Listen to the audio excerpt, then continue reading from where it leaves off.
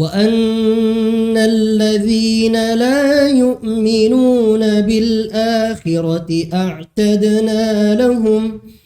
أعتدنا لهم عذابا أليما ويدعو الإنسان بالشر دعاءه بالخير وكان الإنسان عجولا. Seperti yang kita bilang tadi, jangan sampai cuma dihafal di awal tapi tidak dijaga setelah. Karena untuk mendapatkan itu sulit, tapi menjaganya, merawatnya itu lebih sulit lagi. Untuk yang sudah menikah mungkin paham lah, ada konteks lain. Kalau kita ini kasihan masih menerawang. Tadi saya baru mau bilang seperti jodoh, tapi nanti bilang netizen sotak ini karena belum pernah rasa. Saya bilang sama kayak jodoh itu memang. Alhamdulillah disambung ya. Menghadapi dua kampus, dan ini mungkin di luar sana bukan cuma saya yang double degree istilahnya, dua kampus. Cuman beberapa yang saya tahu ada yang menjalankan juga dua kampus. Cuma biasa kayak tidak terlalu dekat waktunya. Kayak kalau saya itu kan angkatan 20 dan angkatan 21. Artinya memang pas padat-padatnya dua-duanya, jadi dijalankan bersamaan. Bukan satunya udah mau selesai jadi kayak tinggal tugas akhir skripsi, satunya masih mata kuliah. Enggak, ini dua-duanya hampir bersamaan berjalan, cuma beda 1 tahun. Jadi memang ya saya rasakan perjuangan dan ujiannya. Alhamdulillah.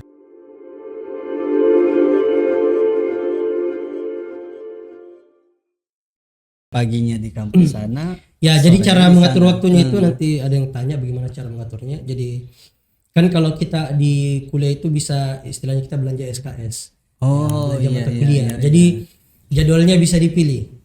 Oh iya kan di kampus swasta kan memang begitu kan? Iya. Kita bisa pilih kelas. Iya, betul. Kita bisa pilih kelas. Kalau di Stiba enggak bisa pilih kelas. Betul. Dia waktunya sudah tetap. Tapi kalau di UMI alhamdulillah bisa pilih kelas. Jadi saya atur karena Stiba nggak bisa dipilih, jadi dari pagi itu sampai siang saya full di Stiba. Nanti dari siang sampai maghrib saya full di UMI. Saya jalan itu. Jadi bayangkan dari pagi sampai maghrib. Biasa saya pulang ke rumah buang air kecil atau kadang ganti baju. Kadang juga enggak, langsung dari Stiba langsung gas ke UMI. Jadi itu siklusnya seperti itu.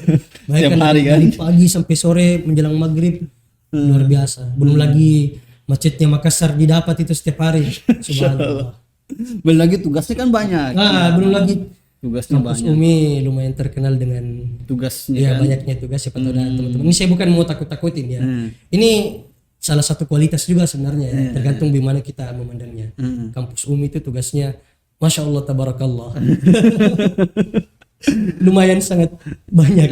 Tapi antum lumayan hebat lah, bukan lumayan, hebat antum karena bisa melewati itu semua.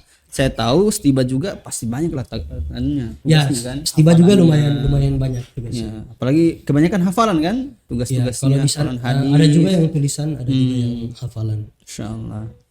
Nah, saya ucapkan selamat lah, insyaallah. Alhamdulillah. Insyaallah. Oke, kita sudah tahu ini latar belakang pendidikan beliau. Ternyata beliau ini sejak kecil memang SD itu sudah pindah-pindah. Bukan sekarang kita memang tidak heran ya kalau beliau sudah punya 2 kampus dan dua-duanya lulus. Ya, buktinya 5 SD saja beliau bisa melewatinya. Tapi 5 SD itu tidak bersamaan. Iya, masyaallah. Kalau kuliah bersamaan. Insyaallah. Oke, bersama kita kan saya sudah lama sekali lah di Makassar ini ya, kalau bisa dibilang hampirlah 10 tahun lebih lah ya di Makassar. Saya di mana-mana sering sekali dengar suaranya antum ya, sering sekali ya antum jaga. Suara apa dulu ini? Suara indahnya ya. Kalau saya sholat di sana pasti ada Usama lagi, di Stiba ada Usama, Masya Allah. Ini siapa ini sebenarnya Usama ini? Masya Allah, suaranya enak didengar. Kadang-kadang apalagi di waktu Ramadan ya waktu sholat tarawih, Masya Allah, yang 1 juz 1 malam itu langsung hilang capeknya kita kalau dengar suaranya antum ini, Masya Allah. Tapi saya capek. Iya, kita senang-senang di belakang, antum yang capek ya. Tapi insya Allah mengharapkan pahala. Masya Allah. Ya, Kita mulai dari awal deh. Antum sejak kapan sebenarnya menghafal Quran? Kalau awal-awal sekali ya itu sebenarnya dari kecil sudah menghafal. Di keluarga dibiasakan menghafal. Saya kebetulan belajar ngajinya itu di rumah dari awal. Saya pakai Iqra. Ya. Zaman modern ya sudah pakai Iqra. Iya.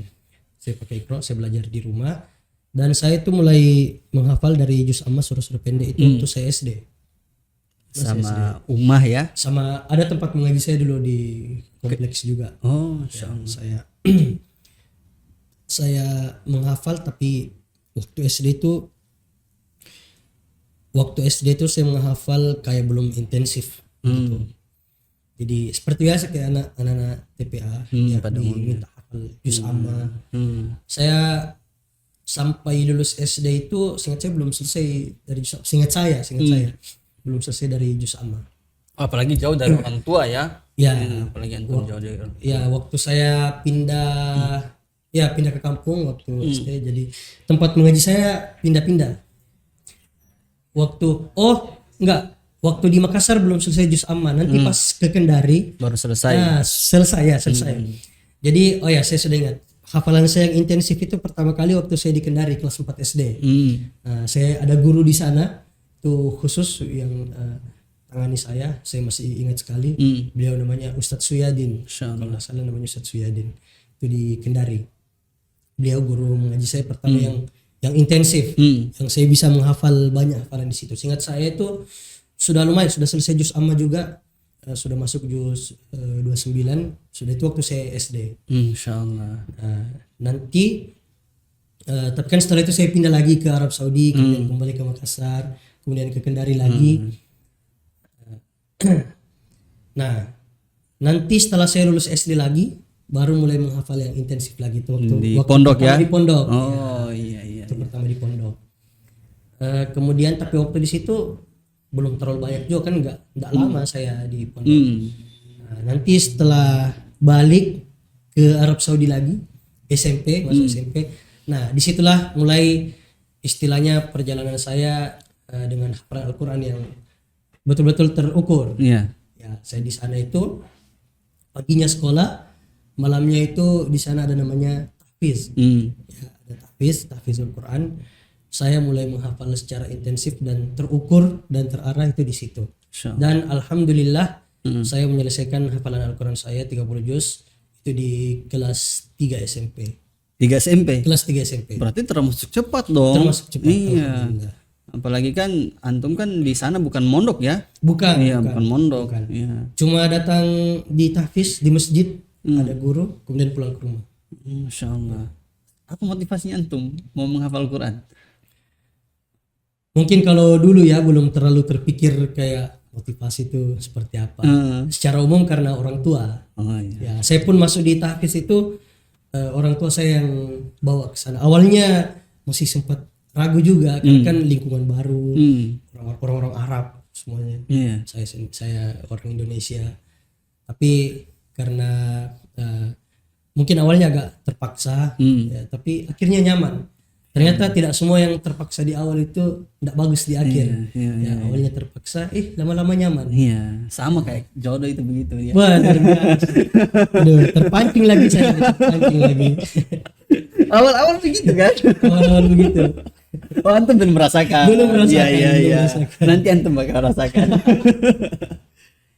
Jadi seperti itu, saya dibawa sama orang tua saya ke tahfiz, dikasih kenal dengan guru dan teman-teman saya. Dan alhamdulillah saya sangat bersyukur bisa bertemu dengan guru saya yang di sana. Sampai sekarang saya pasti masih ingat lah nama beliau. Beliau namanya itu Syekh Hasan Solah. Syekh Hasan Solah. Beliau ini orang Mesir.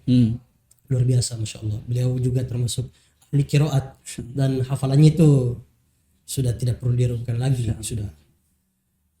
Orang Mesir tinggal orang di Riyadh. Mesir ya? yang tinggal di Riyadh. Ya, beliau itu profesinya guru waktu itu dan sekaligus juga pengajar di tahfizul Quran. Insyaallah. Dan pas selesai kelas 3 SMP antum selesai juga hafalannya. Ya, dan juga. SMA-nya ya tinggal muroja ya. Ya, pas setelah itu muroja. Insyaallah. Kan di perjalanannya pasti ada lah lupa-lupa hafalannya kan. Ya. Apalagi antum sangat sibuk di Makassar, 2 kampus antum jalani, insya Allah. Ya, saya baru hafal 1 juz. Itu sudah lupa-lupa. Padahal baru 1 kampus dan tugasnya pun tidak terlalu banyak lah. Ya, bahkan sampai sekarang sudah hilang semua itu hafalan. Bagaimana cara antum menjaga itu hafalan? Ya, di tengah kesibukannya antum waktu itu. Ya luar biasa ya. Ini juga sebenarnya ujian dan PR bagi saya. Bagaimana penghafal Al-Quran itu sebenarnya, menghafal Al-Quran itu ya berat, memang berat. Hafalan baru ya. Tapi sebenarnya yang lebih berat dari itu bagaimana kita menjaga. Ya, mendapatkan itu sulit, tapi menjaga itu Lebih sulit. Dan itulah tantangan yang lebih panjang sebenarnya, jangka panjang. Insya Allah. Dan saya merasa saya masih kurang juga dalam hal itu, dalam murojaah, khususnya waktu sudah masuk kuliah. Waktu sebelum mulai kuliah mungkin masih lumayan lah, masih ada waktu. Tapi pas masuk kuliah, apalagi saya berkuliah di 2 kampus, dari pagi sampai malam. Ini juga sekedar info, waktu saya kuliah ini mungkin jangan diikuti ya teman-teman. Saya aktif juga berorganisasi, aktivis lah. Pernah terkumpul dalam satu waktu total organisasi saya itu kampus dan eksternal kampus sekitar 10. Banyak juga ya. Ya. Ada UKM, ada himpunan, ada juga komunitas di luar. Itu pernah dalam satu waktu sekitar 10 organisasi. Sebenarnya ini kurang tepat. Ya, karena motivasi saya untuk masuk ke organisasi dan apa hasil setelahnya ternyata tidak terlalu dapat. Tapi bukan berarti misal, alhamdulillah ada manfaat yang saya dapat. Nah, kembali lagi ke tadi tentang murojaah. Bisalah dibayangkan bagaimana 2 kampus, organisasi yang istilahnya kita hambur organisasinya itu banyak sekali. Memang cukup sulit dan itu yang menjadi tantangan saya. Saya rasakan sepanjang kuliah memang agak sedikit berkurang lah kalau dibilang frekuensi murojaahnya, agak sedikit berkurang. Biasa itu agak intensif kalau sudah misal dekat masa-masa liburan, khususnya pada bulan Ramadan. Nah, kalau dalam 1 tahun itu waktu murojaah paling intensif saya itu pada bulan Ramadan. Antum main borongan ya? Ya, Antum langsung borong. Iya. di bulan Ramadan itu. Karena apalagi kalau di bulan Ramadan itu kan biasa banyak amanah imam tarawih, imam sholat lail, dan kita yang hafiz Quran sebenarnya kalau sholat tarawih atau sholat qiyamul lail itu boleh membaca, boleh kan sholat sunnah, jadi boleh membaca. Beda kalau sholat wajib nggak boleh. Cuman ya, kita kan Malu-malu lah. hafiz ini. Kita dipanggil juga di masjid-masjid ini karena kita hafiz. Masa kita imam baru, apalagi kalau di masjid yang ada rekamannya, masa kita imam baru membaca Al-Quran. Saya juga malu. Ya, jadi alhamdulillah rata-rata kalau bulan Ramadan itu saya punya jadwal murojaah yang cukup intensif. Insyaallah. Alhamdulillah. Adapun di waktu-waktu yang masa-masa kuliah, sejujurnya selama saya kuliah kurang terukur, ya, karena dan ini salah saya, ini untuk saran teman-teman ke depannya, apalagi yang sudah hafiz dan masuk kuliah, untuk menjaga hafalannya itu seharusnya memang menetapkan jadwal khusus untuk murojaah, atau yang belum hafiz untuk hafalan baru. Sebaiknya di waktu-waktu awal hari, jadi seperti waktu pagi, habis subuh, yang memang belum terlalu banyak pikiran. Nah, tidak mesti terlalu padat, mungkin kadarnya tidak terlalu banyak, yang penting terukur. Rutin Jadi, ya, rutin ya. Disiplin dan terukur. Itu sangat penting. Ya, ada juga tipsnya kemarin Ustadz Arfan pada saat kita undang. Beliau kan sibuk juga berorganisasi, sibuk juga perkuliahannya, insyaallah. Tapi bisa menyelesaikan hafalannya 30 juz. Hanya dengan satu waktu saja. Ya, beliau siapkan di waktu setelah subuh. Insyaallah. Itu hafalan baru ya? Bukan hafalan. Iya, masyaallah. Ternyata kalau disiplin dan intens ya itu disiplin dan terukur. Ya, itu insyaallah. kuncinya disiplin dan terukur. Jadi harus kita ukur kadarnya. Misal pada hari itu mau berapa di murojaah atau mau berapa ditambah. Setelah saya pelajari, apalagi kita orang manajemen kan, segala sesuatu itu sebaiknya diukur. Kalau tidak mampu dengan kadar tertentu, kurangin. Asalkan tetap terukur dan kita konsisten dan disiplin dengan jadwal yang telah kita tetapkan. Tapi sayangnya antum gagal. Ya, sayangnya Waktu kuliah. kuliah. Beda lagi cerita yang sekarang Apalagi kan. karena kuliahnya itu dua kampus dan organisasinya juga subhanallah. Jadi waktu kuliah itu rata-rata jadwal intensif saya nanti menjelang bulan Ramadan sampai bulan Ramadan. Insyaallah. Tapi saya akui antum, insyaallah. Apalagi kan saya sering di sholat di Wihdatul Ummah misalnya atau antum imam di sana. Saya masyaallah, ini Usama meskipun dua kampusnya, saya kan kenal antum lama kan, dua kampusnya tapi hafalannya tetap bagus. Ya, saya tidak tahu antum baca atau tidak ya. Kalau dilakukan bisa cek nanti kameranya diturunin ke bawah. Tapi saya betul-betul akui antum, masya Allah. Ya, di tengah kesibukannya antum, tapi ya itu kan volumenya dari juz 1 sampai juz 30 kan, ya otomatis 30 juz, masya Allah. Itu saya akui hafalannya antum dan ingatannya antum itu kuat sekali. Kalau bulan Ramadan itu apalagi kalau ada jadwal imam itu harus intensif. Memang sebagian besar dalam 1 kali 24 jam itu banyak waktu di murojaah. Masya Allah. Walaupun di bulan Ramadan itu kadang Umi itu tidak full libur Ramadan enggak. Kalau Setiba ya. Iya, betul-betul. Setiba sepanjang saya di Setiba itu kalau Ramadan libur. Iya. Cuma di Umi ada yang masuk. Iya. Memang umum kampus begitu. Ya, jadi saya bijak-bijak saja bagaimana saya mengatur. Kalau bulan Ramadan itu memang sudah ada waktu-waktu yang saya fokuskan untuk murojaah. Iya, biasa menjelang 1 pekan Idul Fitri lah biasanya. Ya, kalau di Umi itu sepekan sebelum Lebaran baru kita libur. Insyaallah. Dan kita imam dari awal Ramadan. Ini kita bicara tentang imam-imam dari tadi ini. Mungkin bisa ini kita cek-cek suaranya Pak Imam ini, masya Allah. Ya mungkin bisa dicek. Saya jadi malu-malu ini minta. Ya, sembarang antum mau baca apakah yang jelas sahabat inspirasi sekalian bisa simak dan mendengarkan suaranya antum. 3 ayat boleh ya? Biar 30 juz. Karena waktu membatasi kita. Cuma kurang kondusif sebenarnya ini lagi. Ya, tidak lagi apa-apa. serak-seraknya ini suara.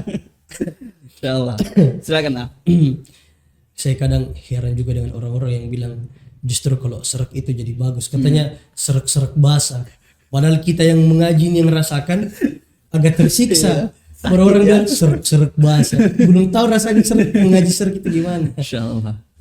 Ya, silakan. Jadi ya karena diminta saya akan membacakan beberapa ayat dari surah Al-Isra, sekitar 3 ayat lah. A'udzu billahi minasy syaithanir rajim.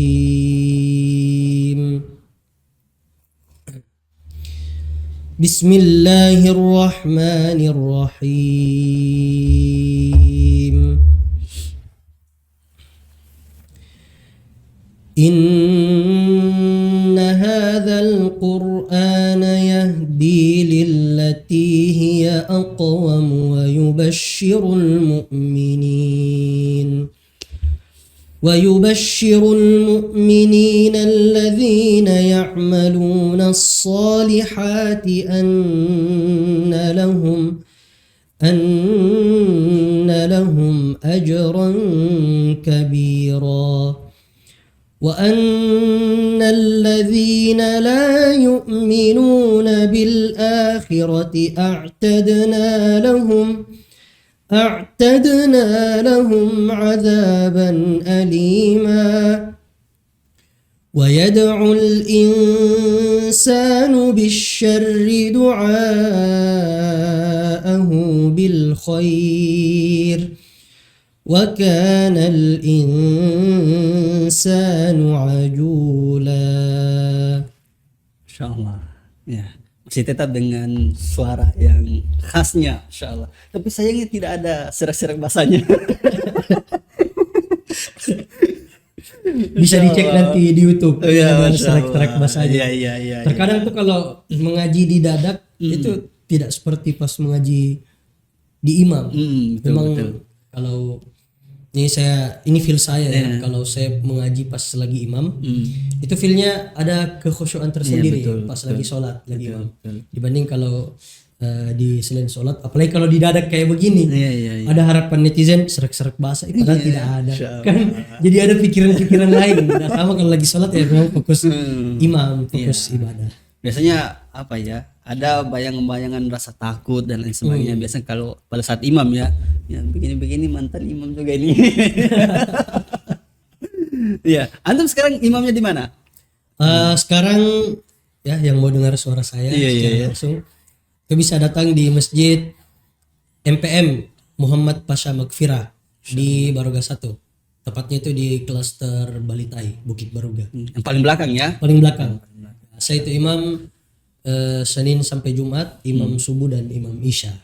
Sabtu Ahadnya di mana antum? Sabtu Ahadnya biasa ada kegiatan, misal kayak ada pelosok, atau kadang juga kita healing ya jalan-jalan. Jadi jadwal saya itu Senin sampai Jumat, subuh dan Isya. Tapi kadang di Sabtu Ahad juga kalau pas lagi tidak ada kegiatan ya masuk di situ. Ya. Di situ kan ada rumahnya Ustaz Ikhwan juga kan? Ya, ada. Biasanya Umar juga mungkin menggantikan. Ya, kalau saya tidak ada biasanya Umar yang menggantikan. Ya, jadi saling inspirasi kalau mau dengar suaranya Bro Usama dan Andinda Umar, insyaallah bisa nanti sekali sholat di sana lah. Ya, Masjid MPM Balitai, Masjid Muhammad Pasha Magfirah. Insyaallah. Saya dulu terbiasa di sana. Oh, dulu ya? Iya dulu. Kayaknya sudah zaman dahulu kali. Saya tidak setua itu ya. Karena sejak saya imam di situ, saya tidak pernah lagi lihat hal keterbiatan di situ. Ya sekitar tahun 2022-23 lah. Ya, karena saya sejak tahun itu juga sekitar tahun itu saya masuk. Iya. Mungkin pas saya sudah mulai imam sudah ada di situ hal keterbiatan. Saya dulu sering ketemunya Umar. Ya, di situ. Ya. Di situ pernah juga Ustadz Sulfadli. Oh di situ. Ya, sebelum saya. Masya Sebelum saya itu Ustadz Sulfadli. Ternyata banyak imam-imam muda di sana yang bagus-bagus. Yang serak-serak bahasa suara. Ketua KPD kan Ustadz Sulfadli. Insyaallah. Pernah di sana juga. Insyaallah. Nah, insyaallah. Sekarang tetap konsisten untuk menjaga hafalan ya. Alhamdulillah. Apalagi kalau kita ini kayak imam rawatib ya, imam sholat jahriyah lah. Kalau saya subuh dan isya itu harus ada hafalan juga. Masa itu terus diulang. Jadi alhamdulillah itu salah satu motivasi juga untuk tetap murojaah, mengulang-ulang hafalannya karena kita imam. Jadi harus dipertahankan hafalan kita itu. Tapi sebenarnya biarpun tidak ada misalnya amanah imam seperti yang kita bilang tadi, jangan sampai cuma dihafal di awal tapi tidak dijaga setelah. Karena untuk mendapatkan itu sulit, tapi menjaganya, merawatnya itu lebih sulit lagi. Untuk yang sudah menikah mungkin paham lah, ada konteks lain. Kalau kita ini kasihan masih menerawang. Tadi saya baru mau bilang seperti jodoh, tapi nanti bilang netizen sot kini karena belum punya rasa. Saya bilang kok kayak jodoh itu memang. Alhamdulillah disambung ya. Dapat jodoh itu susah itu ya. Susah. Saya mau bicara begitu tapi takut sot tak di netizen. Coba dijelaskan gimana itu Kak. Mendapatkan sulit tapi merawat itu lebih sulit. Itu sulit sekali ya. Apalagi kita lagi yang harus bertanggung jawab tentang dunia akhiratnya itu ya, kita yang jaga itu. Ya, jadi begitu juga hafalan. Mendapatkan sulit tapi merawat dan menjaganya jangka panjang itu betul. lebih sulit lagi. Makanya cari yang pasti-pasti. Betul. Karena sekarang banyak yang oplosan. Aduh. Ya, masyaallah. Ada juga yang fotokopian. Ada yang cuma scan. Insyaallah. Nah, ya tadi antum sempat bilang kalau tidak ada jadwal imam, antum sering pergi ke dakwah pelosok. Ya, ada jadwal dakwah pelosok. Itu di mana saja biasanya? Kalau saya kebetulan kemarin dan sampai sekarang sebenarnya masih aktif ya di salah satu organisasi saya namanya itu Project Dakwah. Nah, Project Dakwah ini banyak program-programnya, namanya saja Project Dakwah. Salah satu program dakwahnya itu adalah dakwah pelosok. Kadang dalam satu bulan, kalau pas lagi masifnya itu, kadang setiap pekan kita berangkat. Tapi kadang juga enggak setiap pekan, bisa selang-seling atau mungkin sebulan 2 kali atau sebulan sekali. Pelosok-pelosok yang ada untuk sementara ini kita sering sasar pelosok-pelosok yang ada di Sulawesi Selatan, termasuk Goa, Maros, Bulukumba, Bone dan lain sebagainya itu alhamdulillah kami sudah dari proyek dakwah itu sudah sampai ke daerah-daerah pelosok. Ternyata antum selain peduli dengan hafalan, ya peduli juga dengan lingkungan sekitar ya. Oh ya, tadi ditanya latar belakang pendidikan. Saya baru latar belakang pendidikan yang ditanya. Ya, kalau latar belakang keseharian, alhamdulillah adalah latar belakang. Walaupun bukan ustaz, ya. Walaupun bukan ustaz, bukan dai kondang, tapi kalau pergerakan dakwah kan biasa kita dengar ustaz atau dai kondang, tapi tidak semua yang menjalankan pergerakan dakwah itu harus jadi ustaz. Betul. Atau ini saya tunjuk harus jadi ustaz ya, karena depan saya ini karena depan saya ini ustaz ya. Tidak mesti jadi ustaz, tidak mesti jadi dai kondang. Bisa juga kita menjadi penggerak dakwah berperan yang lain, seperti misalnya kita bergerak di komunitas dakwah seperti saya kayak di proyek dakwah. Kita bisa. Jadi alhamdulillah dengan keterbatasan ilmu yang kita miliki kita bisa menjalankan pergerakan dakwah ini. Jadi alhamdulillah. Jadi jembatan lah. Jadi jembatan lah. Kalaupun tidak secara langsung, mungkin kita yang langsung ceramahnya, betul. atau yang kasih kultum, pencerahan dan lain sebagainya. Minimal kita fasilitator dakwah. Insyaallah. Iya, insyaallah. Ternyata banyak kegiatannya antum ya. Alhamdulillah. Tadi banyak sekali kesibukannya di dunia kampus, belum lagi jaga hafalannya.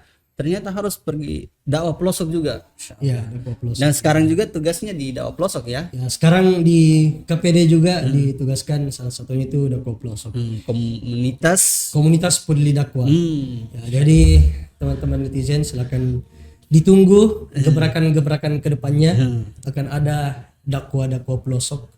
Ya insyaallah kita akan kita menyasar pelosok-pelosok negeri yang mungkin belum banyak disentuh oleh dunia modern lah. Masih sangat membutuhkan sentuhan dakwah, membutuhkan sentuhan kepedulian juga termasuk. Ya, masih membutuhkan banyak lah yang dibutuhkan dakwah, sarana dan prasarana. Insyaallah salah satu gebrakan kita nanti di KPD, komunitas peduli dakwah. Ini langsung promosi. Manajemen marketing. Betul manajemen marketing ini insyaallah. Kita numpang promosi lagi nih di podcastnya Ustaz David. Oke lah, berusaha insyaallah. Tidak terasa ini percakapan kita sudah hampir 1 jam insyaallah. Tapi saya rasa sih. Iya. Ya, mungkin terakhir ya, untuk ke depan ada tidak harapan dan hal-hal yang diimpikan atau yang diinginkan? Harapan saya pribadi nih ya. Harapan saya pribadi yang paling dekat itu menikah. Catat. Nih, nanti editor kasih gini. Catat. Ya, jadi harapan saya yang paling dekat itu menikah. Tuh, target ya. Target insyaallah. Adapun dalam jangka panjangnya sebagaimana tadi yang kita sudah banyak cerita di awal, bagaimana pandangan saya ke depannya.